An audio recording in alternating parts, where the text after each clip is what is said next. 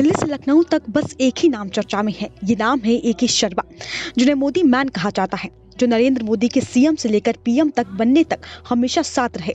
पूरे 18 सालों तक वे मोदी के साथ परछाई की तरह रहे, लेकिन 3 दिन पहले उन्होंने अचानक वीआरएस ले लिया। 1988 बैच के आईएएस ऑफिसर अरविंद शर्मा 1.5 साल बाद रिटायर होने वाले थे। मोदी ने अब उन्हें मिशन यूपी पर भेजा है। वे यही के मऊ जिले के रहने वाले हैं। आज लखनऊ पहुंचकर वे बीजेपी में शामिल हो गए। पार्टी के प्रदेश अध्यक्ष स्वतंत्र देव सिंह ने उन्हें पार्टी में शामिल कराया।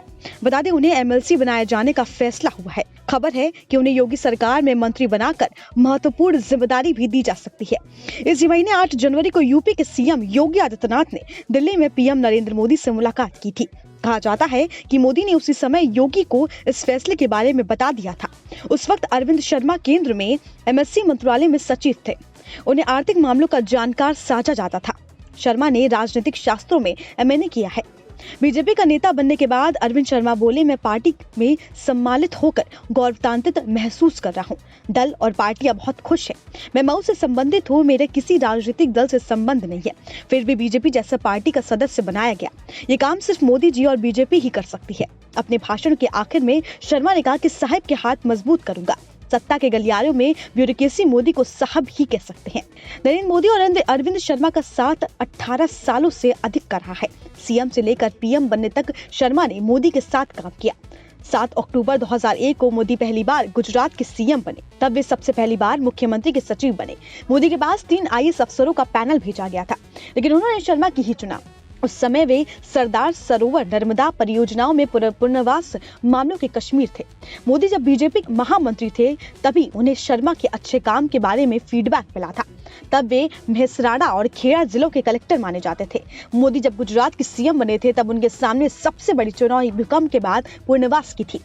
सचिव के रूप में अरविंद शर्मा को नरेंद्र मोदी ने बहुत करीब से काम करते देखा है। यहीं से उन्होंने मोदी का भरोसा जीता। ये भरोसा अब तक मजबूत है। इसी भरोसे के दम पर मोदी ने शर्मा को यूपी भेजने का फैसला किया।